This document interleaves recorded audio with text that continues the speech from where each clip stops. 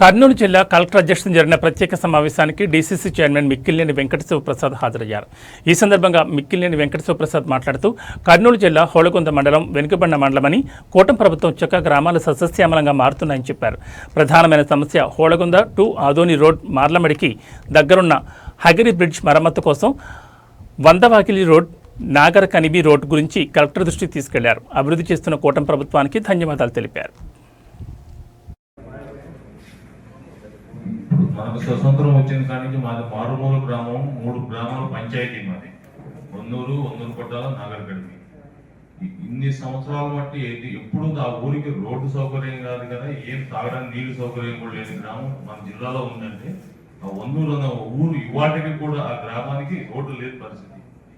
దాంట్లో మాకు ఒక గ్రామానికి 4.5 కోట్లతో కలెక్టర్ గారు లాస్ట్ ఇయర్ ఇదే ఆగస్టు నెలలో మేము వచ్చి రిక్వెస్ట్ చేసుకుంటే విత్ ఇన్ సెకండ్స్ లో శాంక్షన్ చేశారు. ఇవాళ రోడ్డు కర్ణాటక కమ్యూనిటీకి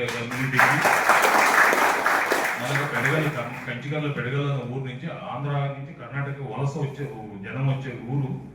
ఆ ఊరు మాకన్నా మన ఆంధ్ర వాళ్ళకన్నా కర్ణాటక వాళ్ళు సంతోషపడుతున్నారు. ఆ రోడ్డు బండి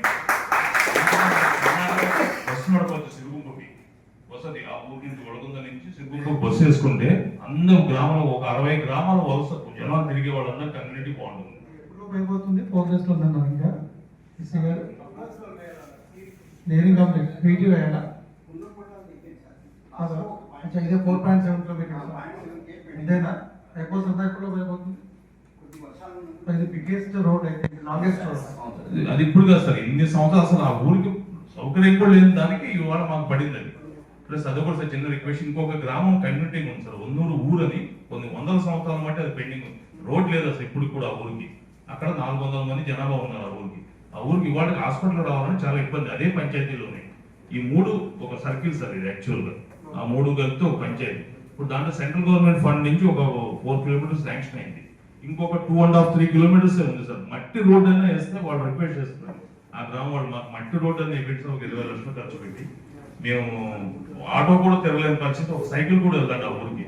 నేను చాలాసార్లు కూడా అందరికీ చెప్పాను, మన ఎమ్మెల్యే గారికి ఎప్పుడు రిక్వెస్ట్ చేస్తున్నాము అదొక్కటి చేసి మాకు మీ తరపు నుంచి కావాల్సింది ఏంటంటే వడగుందని ఆదోని నుంచి ఇట్లా వడగుంద మీదుగా చెరువుకు బస్ కమ్యూనిటీ ఏంటి సార్, చాలా హ్యాపీగా ఫీల్ అవుతారు జనాలందరూ. మొత్తం వెళ్ళేదానికి కూడా మనకు సౌకర్యాలు బాగుంటుంది సార్ కర్ణాటక చెరువుకి. అదొక్కటి చేసి పెడితే బాగుంటుంది సార్. అదొకటి మార్లమడికి మనం ఒక 30 సంవత్సరాల మట్టి బ్రిడ్జి ఒకటి అయింది సార్, అగ్రి మార్లమడికి మీదుగా పడారికి. ఆ బ్రిడ్జి ఏమైపోయిందంటే అప్పుడు కోట సూర్యప్రకాష్ రెడ్డి గారు ఉన్నప్పుడు శాంక్షన్ చేసి బ్రిడ్జి వేసారండి. ఇవాటికి దాని మీద ఒక మట్టి కాదు, ఒక కాంక్రీట్ వేయలేదు. బై వెహికల్ రావడానికి కూడా రాస్తారు, అంత గుంతలు పడిపోయింది. ఒక 600 మీటర్స్ బ్రిడ్జి అది. దాని మీద అసలు మనిషి కూడా తిరగలేదు, సైకిల్ కూడా వెళ్ళదు సార్. అది ఒక్కటి సీసీ రోడ్డు కనుక దాని మీద శాంక్షన్ చేయగలిగితే రెండింటికి అది మొత్తం ఆంధ్ర వాటా, అది కర్ణాటక సంబంధం లేదు పార్లమెంట్కి. ఆ బ్రిడ్జి పరిస్థితి అధ్వాన పరిస్థితిలో ఉంది సార్. బండి మీద